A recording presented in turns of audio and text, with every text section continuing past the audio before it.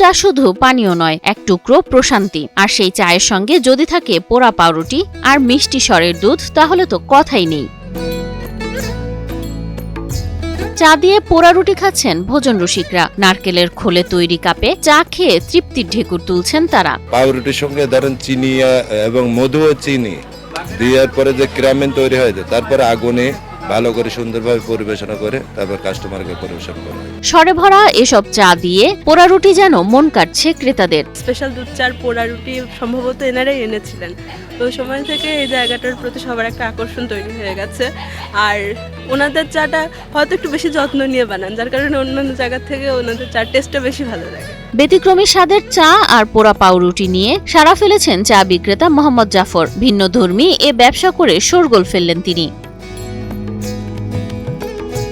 সকাল থেকেই ভিড় লেগে থাকে জাফরের দোকানে। খড়ির চুলায় টকবক করে ফুটতে থাকা দুধ, ধোয়া ভরা কাপে ভাসে স্বর। এই দুধ চায়ের প্রতিটি চুমুকে আছে এক অন্যরকম অনুভূতি। সাথে পোড়া পাউরুটি, যার উপর ছিটানো চিনি মিশে তৈরি করে অসাধারণ এক স্বাদ। আর দুধটা তো ধন সকাল থেকে জাল দেওয়া লাগে, একটা ওখানে একটা ওই জায়গায় কেবল আসলো, আর 3 পেনি ধন সকাল থেকে জাল চলছে।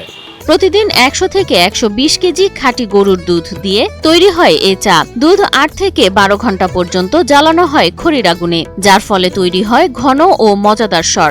1-2 কেজিতে শুরু হতে হতে আলহামদুলিল্লাহ আল্লাহর রহমত এখন আপনাদের 2010 সাল থেকে শুরু করি, এই যে 26 পড়েছে।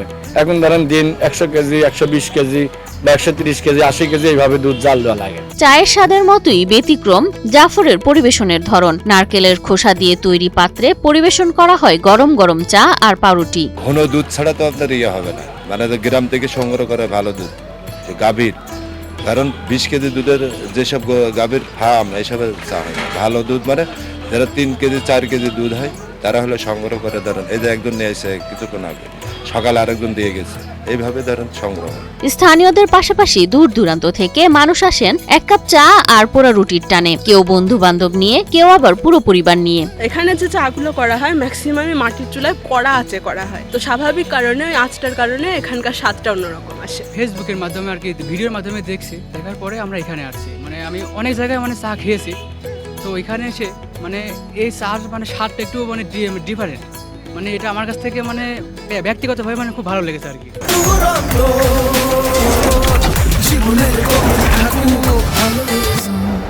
2010 সালে জিকে ক্যানেলের পাশে ছোট্ট টং দোকান দিয়ে শুরু হয়েছিল জাফরের পথচলা।